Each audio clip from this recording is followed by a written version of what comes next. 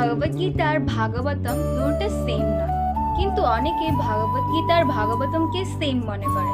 তো চলুন আজকে জানি ভগবদ গীতা আর ভাগবতমের মধ্যে কি মিল রয়েছে।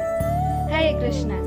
তো এই ভগবদ গীতা হচ্ছে অর্জুন আর ভগবান শ্রীকৃষ্ণের ডাইরেক্ট কনভারসেশন, যেখানে ভগবান শ্রীকৃষ্ণ অর্জুনকে গীতার জ্ঞান দান করেছিলেন, অর্থাৎ যেখানে ভগবান শ্রীকৃষ্ণ অর্জুনকে গীতার মূল্যবান উপদেশ প্রদান করেছিলেন। অ্যান্ড এই ভাগবতমে ভগবান শ্রীকৃষ্ণের সকল দিব্যলীলা সম্পর্কে আছে।